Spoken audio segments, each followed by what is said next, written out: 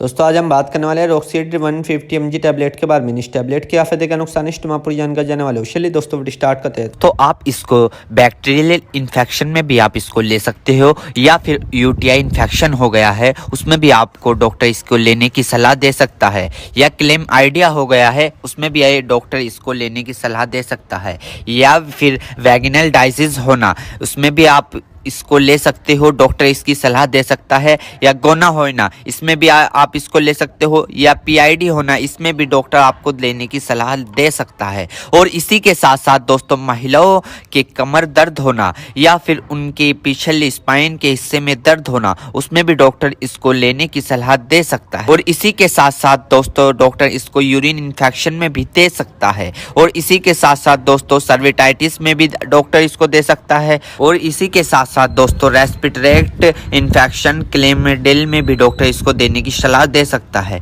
या फिर निमोनिया हो गया हो उसमें भी डॉक्टर इसको सलाह देने की दे सकता है। और इसी के साथ साथ जुखाम हो गया हो उसमें भी डॉक्टर इसको लेने की सलाह दे सकता है, या गोनोकोया लंग्स इन्फेक्शन हो गए हो उसमें भी डॉक्टर इसको लेने की सलाह दे सकता है। और इसी के साथ साथ दोस्तों सर्विटाइटिस लंग्स यानी कि सूजन आ जाना, फेफड़ों पर सूजन आ जाना, पानी आ जाना, पस भर जाना उसमें भी डॉक्टर इसको देने की सलाह दे सकता है, या निमोनिया हो जाना उसमें भी डॉक्टर इसको देने की सलाह दे सकता है, या बुखार हो जाना, टाइफाइड बुखार हो जाना, बुखार बार बार उतरना बार बार चढ़ना उसमें भी डॉक्टर इसको देने की सलाह दे सकता है, या ब्रोंकाइटिस हो जाना, खांसी हो जाना, हार्ट अटैक कम हो जाना इसमें भी डॉक्टर इसको देने की सलाह दे सकता है, टाइफाइड ज़्यादा हो जाना इसमें भी डॉक्टर इसको देने की सलाह दे सकता है। और इसी के साथ साथ छाती में पेन हो जाना यानी कि छाती में खांसते वक्त पेन होना उसमें भी डॉक्टर इसको देने की सलाह दे सकता है, या बुखार के कारण छाती में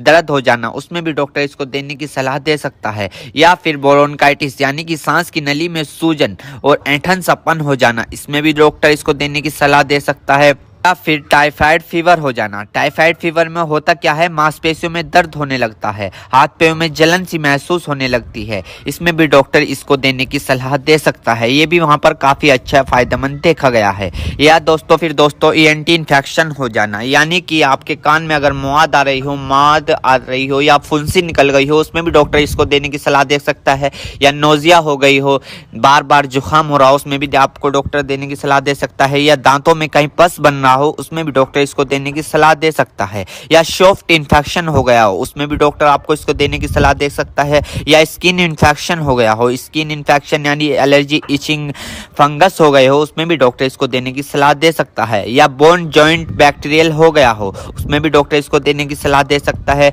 या टॉन्सिल हो गए हो। आपने कई बार देखा होगा ज्यादा नज़ला होने के कारण या गले में खराश होने के कारण कभी कभार आपके टॉन्सिल होने लगते हैं उसमें भी ये काफी फायदेमंद सामने देखने को मिला है। और इसी के साथ साथ आई इन्फेक्शन हो जाना या फिर आई फ्लू जो अभी पीछे चला था वो हो जाना उसमें भी डॉक्टर इसको देने की सलाह दे सकता है, या चोट लग जाना, इंजरी हो जाना, इंजरी यानी कि चोट लग गई हो, कहीं से जख्म हो गया हो, टांके नहीं सूख रहे हो उसमें भी डॉक्टर इसको देने की सलाह दे सकता है। दोस्तों अर्थराइटिस जॉइंट सूजन होना यानी कि जब अर्थराइटिस होता है उनमें सूजन आ जाती है उसमें भी डॉक्टर इसको देने की सलाह दे सकता है। और इसी के साथ साथ स्किन इन्फेक्शन हो जाना, छोटे छोटे टिक के इन्फेक्शन हो जाना उसमें भी डॉक्टर इसको देने की सलाह दे सकता है, या फिर आईवी इंजेक्शन लगाया हो, कैनुला लगाया हो, कैनुला निकालने के बाद उसका काम कंप्लीट होने के बाद वहां पर सूजन आ गई हो उसमें भी डॉक्टर इसको देने की सलाह दे सकता है, या फिर इंजरी हो जाना, हार्ड इंजरी हो जाना उसमें भी डॉक्टर इसको देने की सलाह दे सकता है, या फिर ऑपरेशन के बाद टांके कटने के बाद वहां पर